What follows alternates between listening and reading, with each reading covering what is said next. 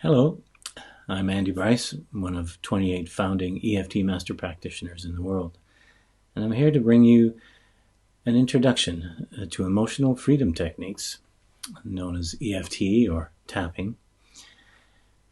I've been working with, sharing, and teaching EFT for 20 years around the world. And this is my first opportunity to have it translated into Russian, and that's a great honor, and I hope it will be useful to many people. And when I was introduced to EFT, I realized that one, it was very effective, and two, it is something I could teach and people can do it for themselves. There's no side effects, and it's often very quick. And it can be used on anything from pain to traumatic memories, anxiety, phobias, fear of public speaking. These are all potential uses for EFT. Why would you want to use it? Well, because it doesn't involve a philosophy. You don't have to believe things, but it does work. And if I could put this in your hands and you could use it for yourself to help your children get to sleep at night or to recover from emotional upsets, upsetting events in their lives, and possibly an adult who had upsetting events in your life, you can release yourself from those memories, especially if they're traumatic and upsetting in your life now, even though they happened years ago. So tapping is very simple, as I say, and easy to learn. So what I want to teach you today is the basic introduction so that you can use it for yourself, for your family and friends. If you're interested and you want to follow up, I'm sure that the people who bring you this video can introduce you to places to get certification, further training, and competency in the more advanced levels of this technique. So thank you for listening. Thank you for being here. And I hope that we can get across to you the efficiency and the simplicity of this technique. So what it is a combination of acupuncture and psychology. So what we think and how we feel. And instead of using needles like acupuncturists do, they can't send you home with a little pack of needles and say, here, do this and put these there. But we can give you a basic method of releasing and restoring. So you release energy and you restore energy flow. And one of the things that I've noticed with almost everyone who does EFT for a few minutes or more is a calm, relaxed feeling. So you're calm and alert, which is a pretty good state to be in.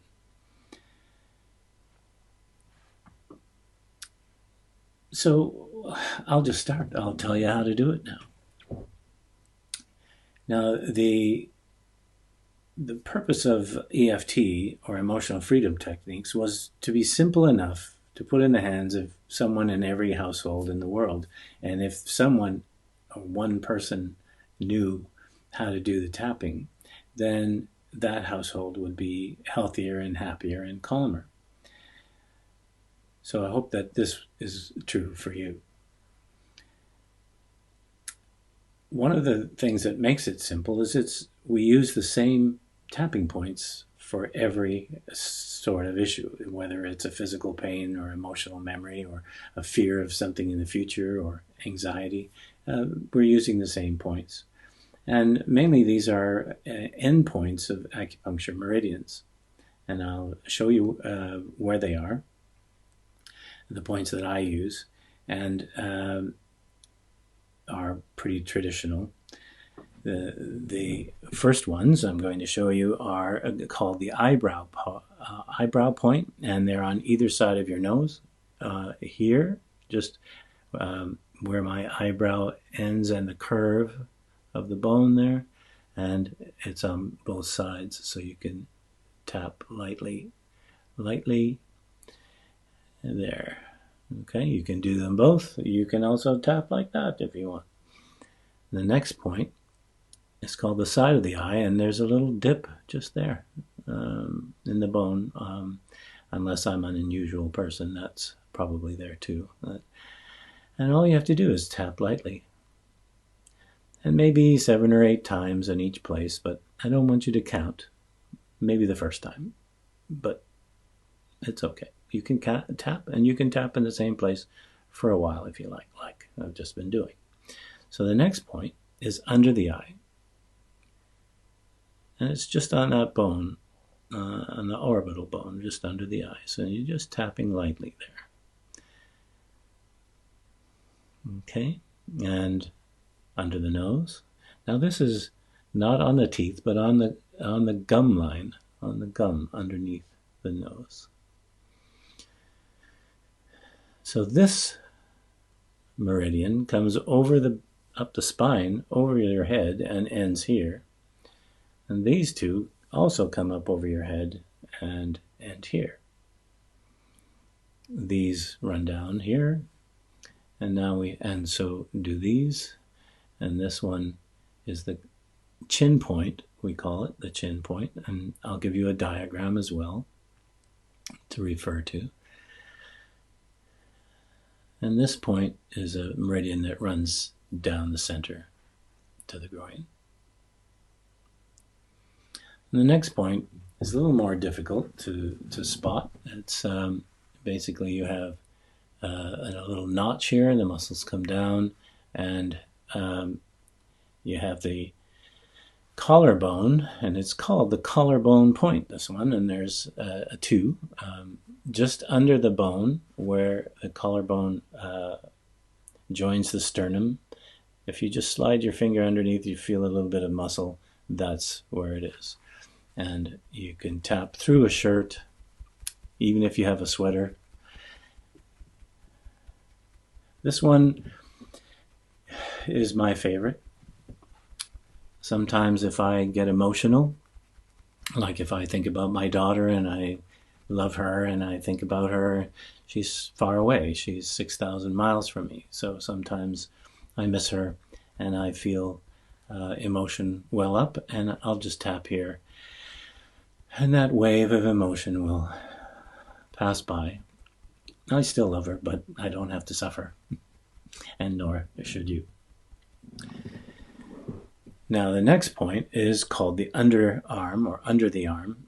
And I'm going to show you on one side, but it's on both sides. So it's not in the joint here, it's down. And it's not on the muscle or front or back, it's on the rib bone. So if you feel in here and you just feel around, for me, there it is. There's this sensitive area on the ribs right there. So you can use a few fingers and tap in there. For women, if you wear a brassiere, that's the probably where the strap goes. All right. Now we just move this a little bit, and here, which is about three ribs up from your floating ribs, 3 ribs up. This is the liver point. For women, maybe at the base of where the brassiere goes, under the breast. For men, pretty much straight under the nipple, sort of halfway between the center and the sides. This is called the liver point on the liver meridian, and I think it's very useful because our liver in our society these days is being challenged more with chemicals in the air, stress, and if our immune system is challenged, then the liver will attempt to take over that job, and it stretches its abilities. And so anything we can do to support and ease the work of the liver, I think is good for us. So I don't use it if I was to tap on someone else, but I certainly think that it's a good one for you if you're tapping on your own body, and or if you're tapping for your children.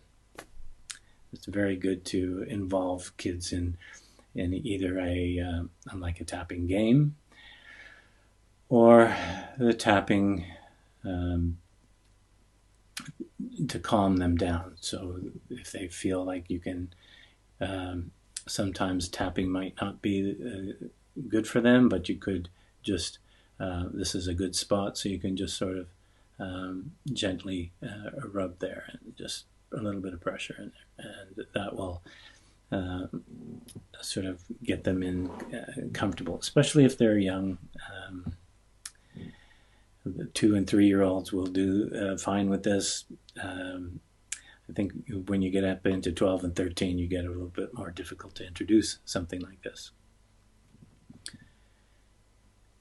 So those are the points, and on the body, but we also have points on our hand. And in a moment, I'll show you several things. One is our traditional setup statement. The setup statement is how we identify what we're going to tap on. If you have a headache, or if you have a sore knee, a sore back, you can use the setup statement to focus your attention. Now, one of the things about EFT that I found unique 20 years ago, it's not the only thing, but the common idea is to think positive and think about what you want. And that can be a problem if you have a pain and you ignore it. And what we found was that when we pay attention to our bodies, when we pay attention to a pain, it's like knowing that there's a problem, a fire or something, and not calling the fire department because you think you need to feel positive about it. It's much better to call the fire department because you pay attention, you call the support, and the fire is put out. And with our bodies, being able to say, yes, this hurts, and then focus your attention on it, it's just what the physical equivalent of calling the fire department to put out maybe the paramedics. What happens is you focus on the area that is a problem, and then your immune system shows up and starts to repair that problem. So the setup statement is always, even though I have this problem, I deeply and completely accept myself. So problem can be anything. Even though I have nightmares, I deeply and completely accept myself. Even though I have this pain in my knee, I deeply and completely accept myself. So that is the setup statement. And now I'm going to show you the hand points, because that is what we're tapping on when we say, even though I have this problem, I deeply and completely accept myself. So we can do that. And sometimes it's good to say it a couple of times, or 3 times even, just to repeat it. Even though I have this problem, I deeply and completely accept myself. So you just tap on there until you finish saying that. And then you start to tap on these points that I showed you. At the time that you're tapping on these points, we have a thing called the reminder phrase. And the reminder phrase is helping you keep your attention on the problem that you mentioned in the statement. In the setup statement, you said, it's my knee, or a nightmare, or I'm anxious. So you just repeat. This pain in my knee, this sore knee, my knee hurts. I don't know why it hurts. It's hurting. It's very painful. My knee hurts, and you know where these are now. The liver point is the last one in the round of tapping. So what I just did there is a round of tapping, starting with a setup for a statement. And then with each location that I was tapping, I used a reminder phrase. You don't have to be fancy with them. It can be, if you have a headache, it could just be this headache. What you're doing is focusing all of your body's attention on that problem, and it seems to be very effective in reducing or eliminating physical pain, anxiety, and emotional upset. Emotions tend to come in waves, so if we can dive into that wave and let it pass through, you come up on the other side and all the drama is behind you. So that's basically the setup, statement, the reminder phrase on, and demonstrating a round of tapping. Now there are other hand points, and I want to show you those. The first one is on the thumb, on the outside, on the thumbnail and the skin. So you're tapping, so you hit the nail on the skin. And now, surprise, surprise, that's true for all of the fingers. So you're tapping across. Now, if you're someplace and this feels a bit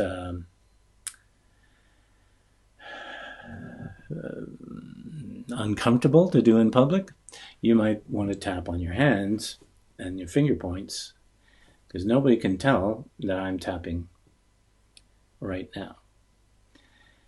Now, another really good discreet way of tapping is to bend your thumb over in front of your fingers and then tap on that point on the outside with that hand. So now I could be driving with one hand. I don't know if you do that, but I know that driving can be quite emotional, because not everyone can drive as well as you can. Now, if you're not driving and you're in the passenger seat, you might want to tap with both hands, because not everybody's as good a driver as you are, especially when you're a passenger. So this can calm a person who has a bit of anxiety about being a passenger and knowing you're better. And also, it could be just one hand tapping for the driver who might have just been cut off, or somebody's been done something they shouldn't have done. Rather than suffer yourself with that anger and that road rage, you can tap and have it come right down again, so you don't do anything as foolish as that other driver, or all those other drivers, or if there's too many of them. Okay. So I think we're ready for a review. Except there's one more point on the back of the hand. Now it's between I'll use this hand, it's between your ring finger and your little finger, and it's right in there at the base. So you're tapping in there. That's another point. Very useful. Both hands, either hand. And also you can tap just above the wrist. There's the wrist, and you can tap just above it. And on the inside like that. Both equivalent to that. So EFT is a light tapping on specific points. It can be used for anything. If you're feeling upset, agitated, angry, anxious, stressed, if you have pain, if you have a bad memory, If you have to do some public speaking and you're not happy with that, this is a very good way of calming yourself down before. So we start with a setup phrase. So let's use that. Even though I'm not comfortable with public speaking and I have to do some right now, I deeply and completely accept myself. I am not comfortable public speaking and I have to do some, and I deeply and completely accept myself. So what that is about is accepting myself even though I'm not perfect. So that's a pretty good thing to do. Now we can go to our eyebrow point on either side, or both. If you're lazy like me, you can do both. This fear. Now maybe you fear public speaking, and when you think about it, you have nausea. So you might say, oh, these butterflies, this upset tummy. Then you might say, I can't even focus. I don't know what to think. I'm panicking. My throat is closing up. I feel choking. My heart rate's going through the roof. This is the under the arm. So we are going to say, oh, I'm panicking, I'm upset. And then I'll just do this again. The liver point. I'm angry with myself. I'm upset about I'm judging myself for being upset about having this fear. I should be able to do anything I want to do. Okay, so that is a round of tapping. So what if it doesn't all go away? What if you have some remaining fear of public speaking? It's quite likely, for instance, maybe you don't have it, but for an example, now you might say, even though I have this remaining fear of public speaking, I deeply and completely accept myself. And you could repeat that just to be sure. Even though I have this remaining fear of public speaking, I deeply and completely accept myself. You could do it again if you want. And then this fear, this remaining fear. I still got some fear. It's okay. It might not go away immediately. I have to remember to breathe. My heart rate is coming down. It's not so bad as it was before. Under the arms. It's less, but it's still there. And then the liver points, we know where that is. And that's a second round of tapping. So we did some for the initial concern and fear of public speaking. Then we went to the remainder. And one of the ways that you may be able to decide or notice whether you have made some progress, we have what's called a subjective unit of distress, a SUDS level. In English, SUD, subjective unit of distress. And that is 1 to 10, 10 being the worst or most intense of the feeling. So if you have a 10 memory, or the thought of public speaking to 100 or 200 people, or 6, as it was in my case, it's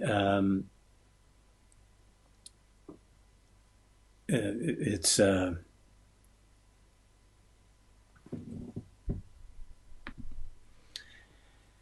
pick up from there. It's a way of determining where you are now. So if you're a 10, what's a 10 like? 10 might be sweating, nervous, can't think, can't remember things. My heart rate is going crazy. My blood pressure is high. I feel nauseous. I'm sweating. My neck and shoulders are tight. Those are all ways that a person might know that they're a 10. If they were a 5, they might just have a bit of tension, and there would be different sensations in the body. So you could measure those on that scale. If you have a 0, 1, or 2, it's probably pretty manageable.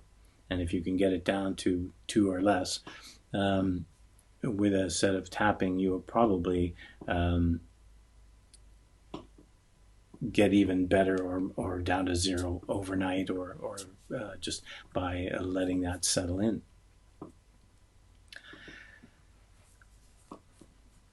So you've got where it came from, how to use it, and I'm just going to have a pause now because I'm going to do some more demonstrations on how you might use it for different things.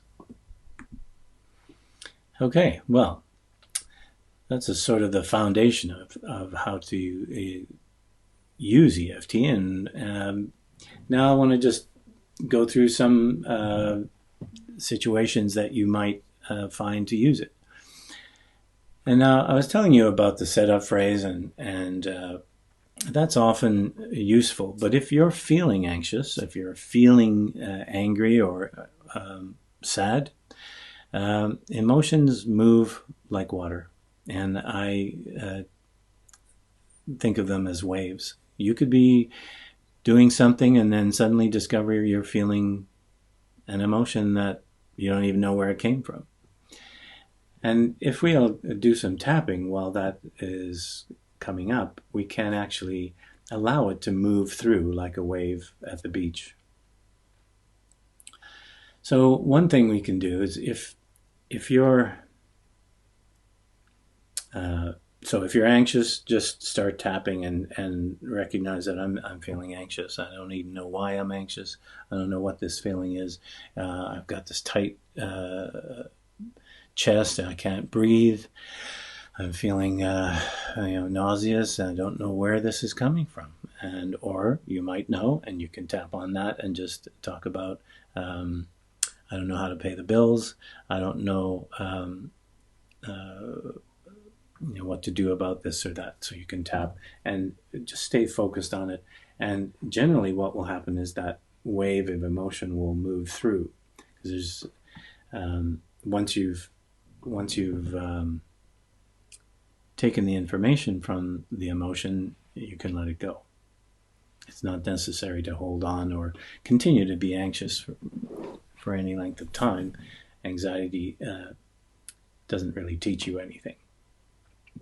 So let's do something for pain. So if you have a physical pain, one of my favorite things from NLP is the submodalities. And so we talk about size, shape, and color.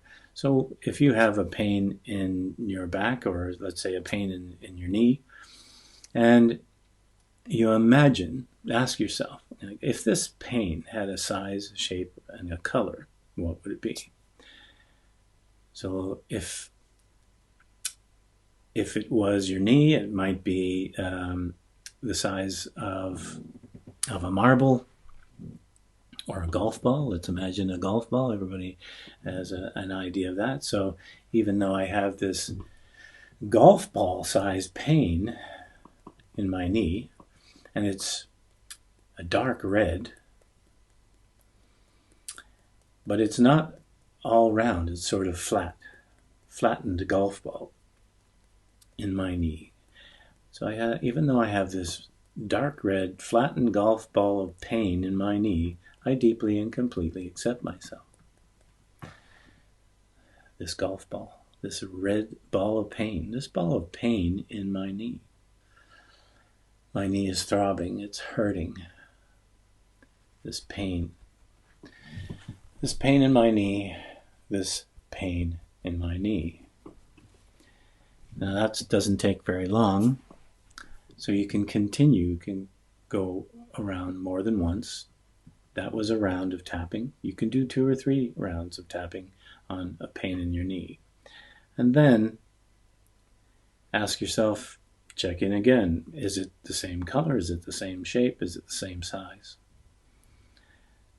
Once I had someone who had been told she needed surgery, and her stomach was distended from diverticulitis. And we started tapping. She said it felt like her whole body, her belly, was a boulder, bigger than her body.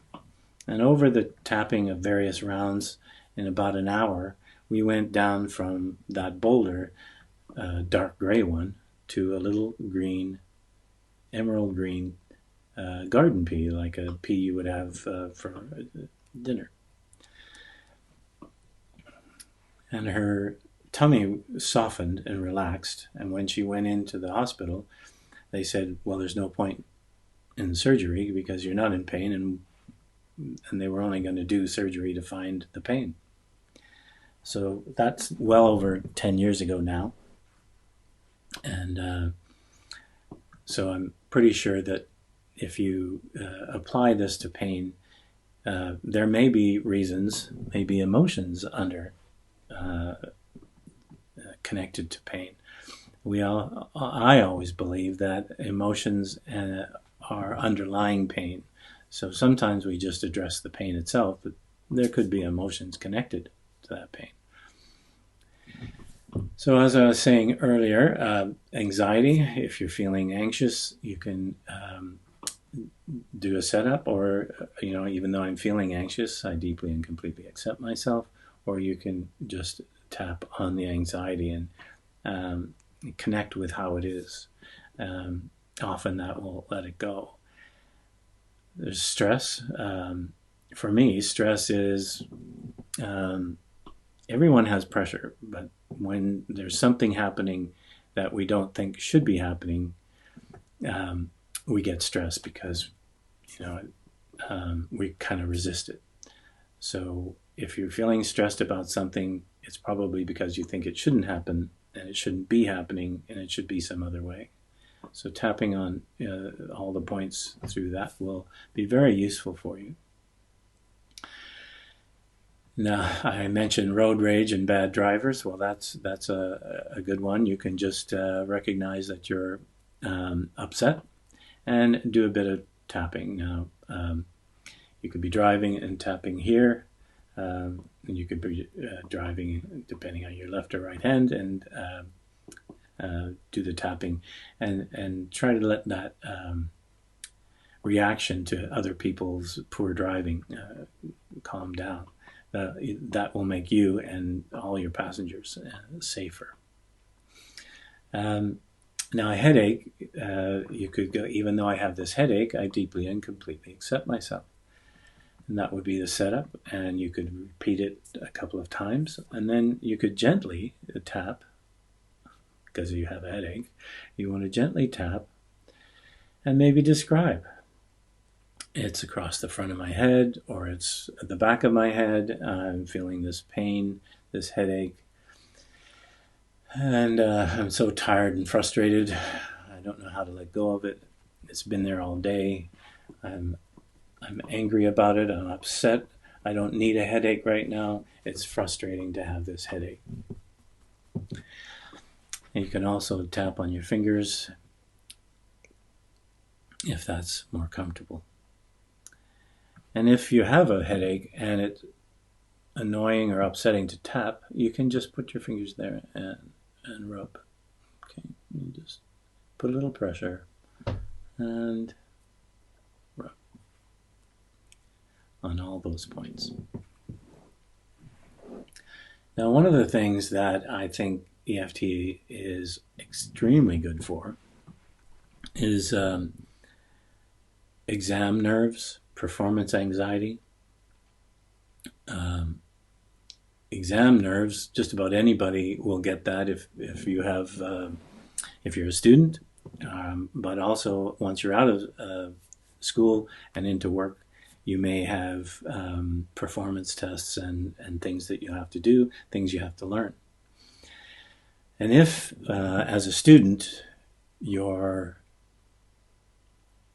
revising, as we say in the UK, or studying in Canada, where I'm from, the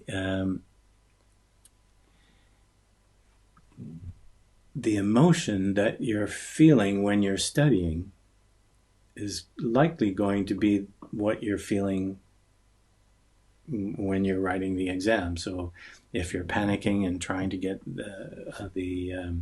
everything in, it's going to be harder to take it all in and harder to get it back when you're in the exam. So being able to tap and just relax, just be notice that I'm upset, I'm panicking, I gotta get this.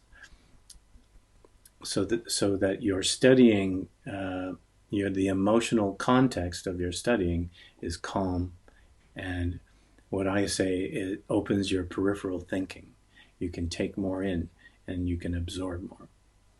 Then when you get to the exam, a lot of us are going, oh no, I'll never get this. I won't remember anything. I'm panicking. My attention's all over the place. There's not enough time. I'll never do this. There's too many questions. They're not the right ones. I'll never be able to get it. So all those thoughts take a lot of your mental ability or broadband, or so that what you've got left to do the writing and answer the questions is less than your full peripheral thinking. So by recognizing that you have performance anxiety, you can tap on all the points. This anxiety, this is so important. I need to relax. I can't relax. I got this. Maybe I can do this. What if I got a good score on this? This would be great. Maybe it's not so bad. And you can do that. You can also tap on one hand. If you are writing with one hand, you can tap with the other to maintain a calm, centered feeling so that you're only focused on the questions, not on the consequences of not answering the questions or how many questions there are. Those are all distractions. When you're calm, you can focus on the problem, the exam question, and time we've seen it work. One of my colleagues has just retired as a teacher, and more than 12 years ago, she introduced EFT and tapping into her class of 6 and 7-year-olds. And in 15 minutes, before a math exam that she gave them every week, every Friday, they just tapped on the side of their hand and told her, she gave them the opportunity to talk about how worried they were, what their problems were, and after that exam, she marked them, and the class average went up 28% in one 15-minute tapping. I think that's pretty good. And 2 of her students got 100%, and they had never done that. And that launched her interest in and her commitment to EFT in the classroom, which was always a choice. They could use it or not, but the kids really took to it and used it for a lot of other things other than exam pressure.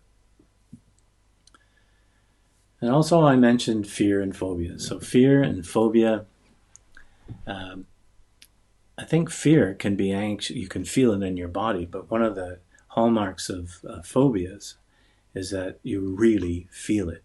So that people who have a fear of flying, but have to go somewhere, book a flight, and then begin to panic and have this fear and physical experience.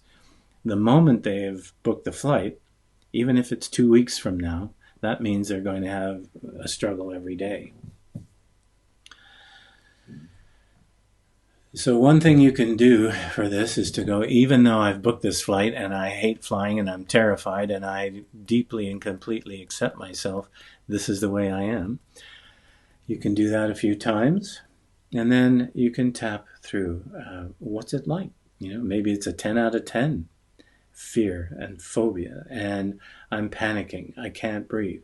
I have shortness of breath just thinking about this, just thinking about getting on a plane. This fear. I don't want to fly. I have to fly.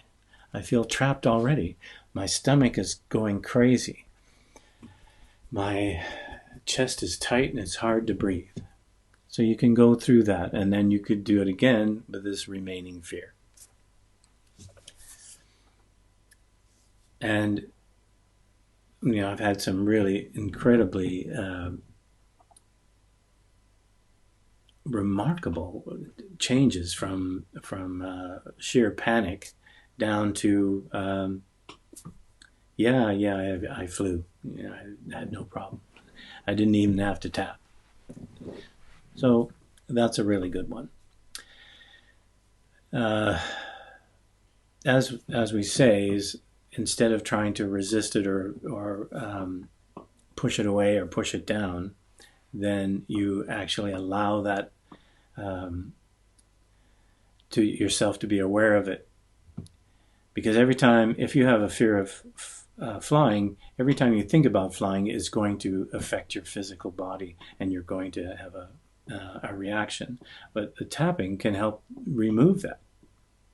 So if you have a thought about flying and you think, well, I don't like flying or I'm afraid of it, but your body doesn't go crazy, then that's a lot easier to get on a plane, because everybody has thoughts. You can't feel a thought. But if your body goes crazy and anxious and sweating every time you think about it, that's going to be a problem. Fear or phobia of going to the dentist has more consequences, because if you don't want to fly, you don't fly. But if you don't go to the dentist, you could suffer pain and ill health because of poor teeth. So it's very helpful for that. I created a video for that about 10 years ago. So very useful, I think. Another thing that I think you could really benefit from is if you have traumatic events in your past. This is where we talk about global or specific. Let's say a global issue is my anger. I have all my anger.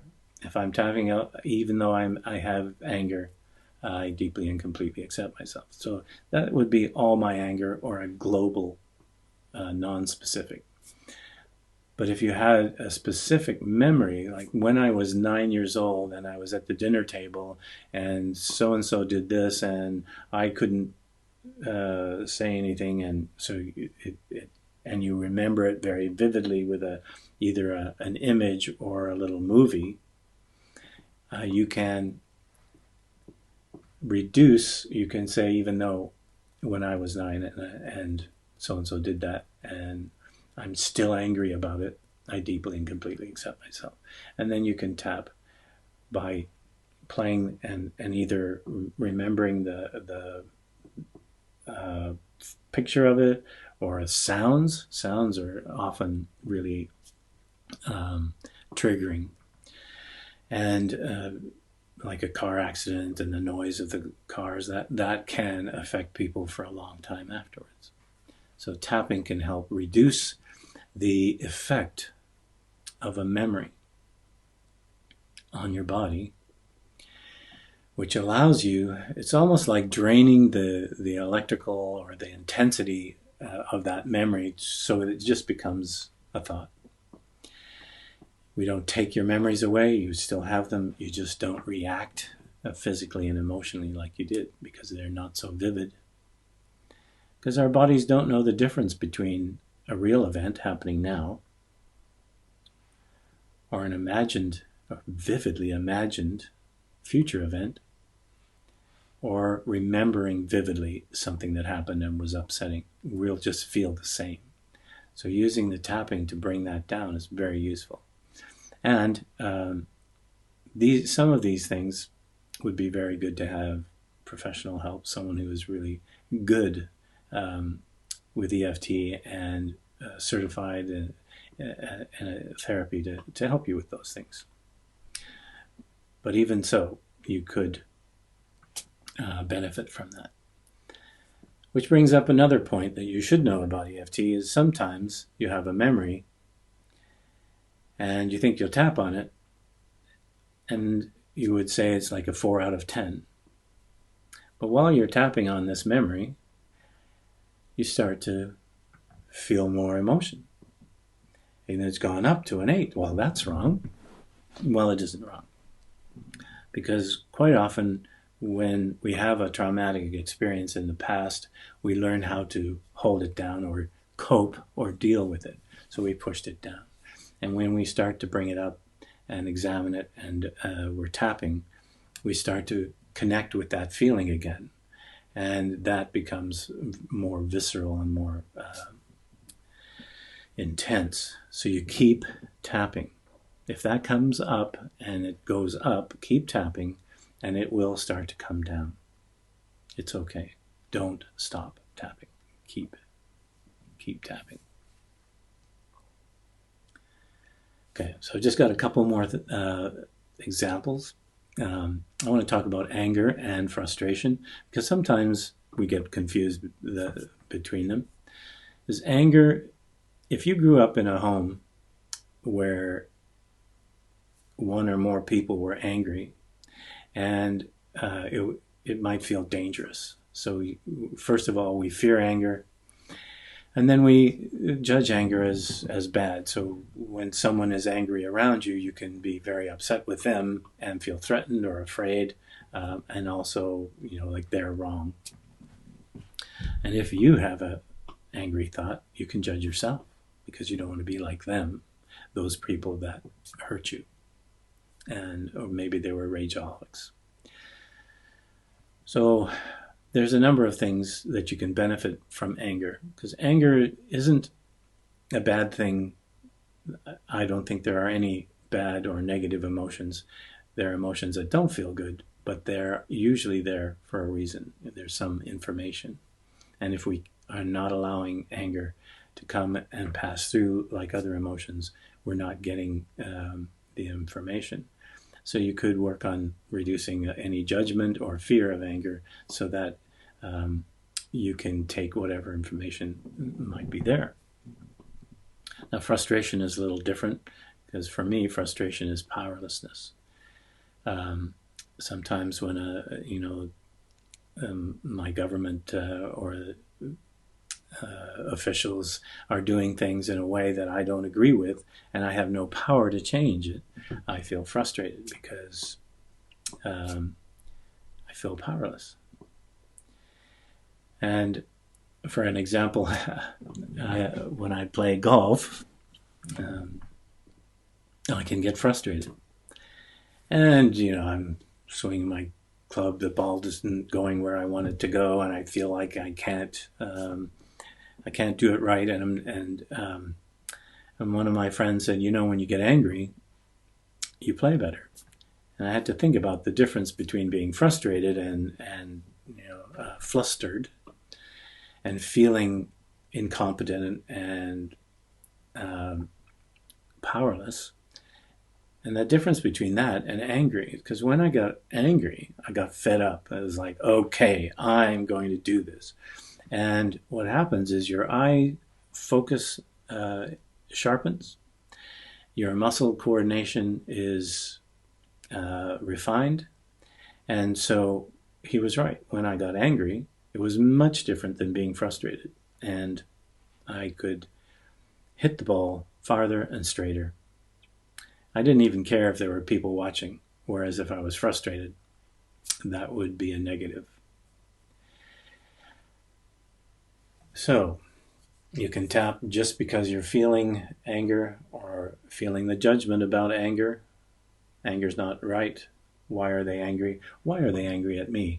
I feel afraid of anger. Anger's not right. So that's a way of doing it. I'm feeling frustrated and powerless. Frustrated